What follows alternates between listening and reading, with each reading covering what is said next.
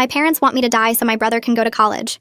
When I was 8, my brother Jackson won a spelling bee, and my parents threw him a party with 50 guests and a 3-tier cake.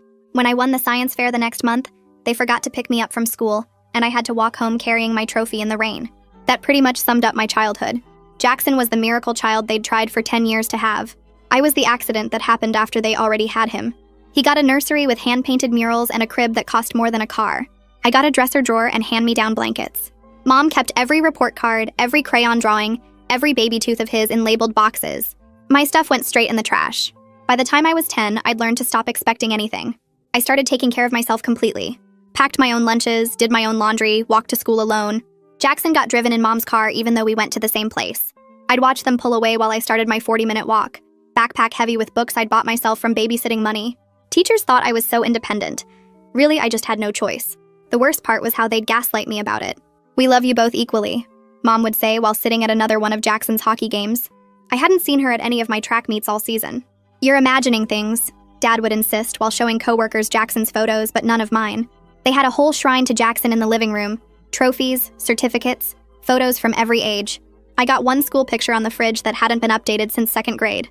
When I was 16, I got into the advanced science program at school. Full scholarship to summer camp at MIT, the kind of opportunity kids dream about. I ran home with the letter. Finally something so big they'd have to care. Mom glanced at it and said, "That's nice, but Jackson has a baseball game that week so we can't drive you."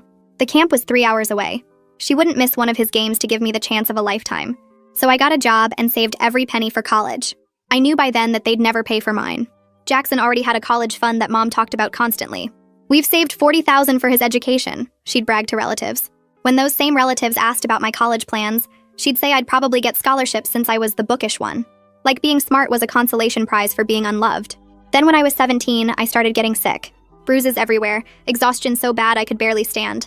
I ignored it for months because complaining got me nowhere in that house. But when I fainted at work and woke up in the hospital, the tests showed acute leukemia, advanced enough that the doctors were surprised I'd been walking around at all. For the first time in my life, my parents looked at me like I mattered. Mom cried actual tears, held my hand during chemo, even slept in the hospital chair. Dad took time off work, something he'd never done for my school events but did now that I was dying. They brought me flowers and balloons and teddy bears, all the things I'd wanted as a kid but never got. For 3 beautiful months, I had parents who loved me. The chemo worked, my counts improved. Doctors said I had a fighting chance if we kept going. I started to believe maybe this illness had changed things. Maybe almost losing me had shown them I was worth loving. Mom even said she was proud of how strong I was. I cried hearing words I'd waited 17 years for.